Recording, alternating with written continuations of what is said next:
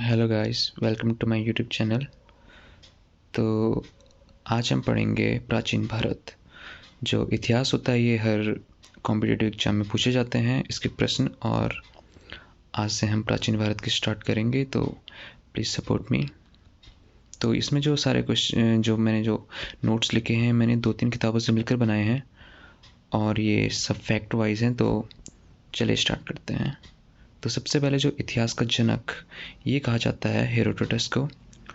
भारतीय पुरातत्व सर्वेक्षण की स्थापना 1861 में हुई, और इसकी स्थापना लॉर्ड कैनिंग के द्वारा हुई। जबकि जो भारतीय पुरातत्व है उसका जो जनक कहा जाता है सर अलेक्जेंडर कनिंघम को कहा जाता है। अब जो भारतवर्ष है उसका जो पहला उल्लेख हुआ वो कौन से अभिलेख में हुआ? तो ये था हाथी गुम्फा अभिलेख। इसमें भारतवर्ष का पहला उल्लेख हुआ। जबकि जो हिंदुस्तान शब्द है उसका पहला उल्लेख ससानी अभिलेख में हुआ। जो सबसे पहले इतिहास को 3 भागों में बांटा उनका नाम था क्रिस्टोफ सिलेरियस। इन्होंने ही इतिहास को 3 भागों में बांटा। चलिए, तो हम इंडियन हिस्ट्री को स्टार्ट करते हैं, जो प्राचीन भारत है। तो सबसे पहले आते हैं हमारे वेद, जिनकी जानकारी हमें होनी चाहिए। तो वेद का जो अर्थ होता है वो होता है कि ज्ञान प्राप्त करना, इसी को हम वेद कहते हैं। तो वेद 4 होते हैं, हम सभी को ये पता है, ऋग्वेद, सामवेद, यजुर्वेद और अथर्ववेद। तो इन चारों वेदों को मिलकर हम संहिता भी कहते हैं, इसका दूसरा नाम है। नाउ जो पहला वेद है उसका नाम है ऋग्वेद। तो ये हमारा जो है सबसे प्राचीनतम वेद है। इसमें 10 मंडल और 1028 सूक्तियाँ हैं, जबकि 10,462 मंत्र, या फिर उनको हम ऋचाएँ भी बोल सकते हैं। जो इसके जो 10 मंडल हैं, इसमें जो तीसरा मंडल है उसमें गायत्री मंत्र का उल्लेख है, जो कि हम सावित्री देवता के लिए जो हम मंत्र जपते हैं। इसमें जो पहला और जो 10वां मंडल था इसकी जो रचना थी वो सबसे लास्ट में हुई, जिन्हें हम छेबक भी कहते हैं। जबकि जो दूसरे से 7वें मंडल की जो रचना है वो प्राचीनतम, वो सबसे पहले हुई, और इन्हें हम वंश मंडल भी कहते हैं।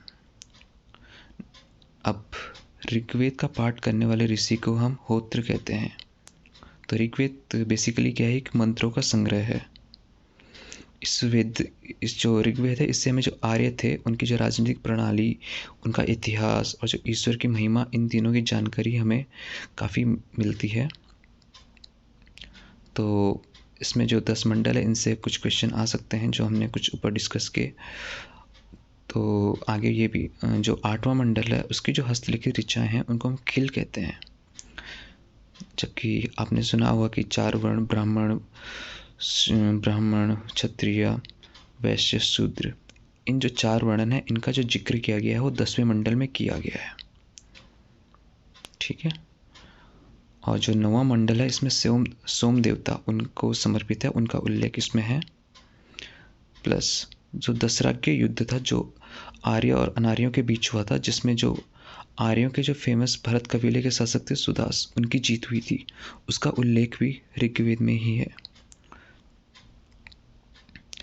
जो जंगल की देवी अरण्य जिन्हें कहा जाता है उनका उल्लेख भी इसमें है।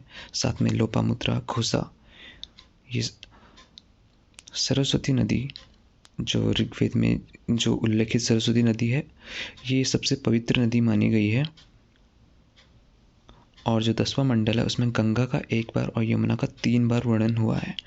कुल मिला के इसमें 25 नदियों का वर्णन हुआ है, जिसमें जो सर्वाधिक वर्णन है वो सिंधु नदी का हुआ है। असतो माँ सदगमय, ये जो है ये ऋग्वेद से ही लिया गया है, जिसको हम आज भी ये रिलेवेंट है। जो जिंदावस्था, जो कि जिंदावस्था आपको पता है ये पारसियों का ग्रंथ है, प्रमुख ग्रंथ है। इसमें भी ऋग्वेद के कुछ अंश मिलते हैं।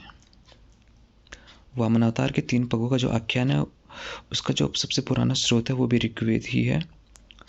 इंद्र के लिए ऋग्वेद में 250 मंत्र का उपयोग किया गया है, जबकि अग्नि के लिए 200 मंत्र का इस्तेमाल हुआ है।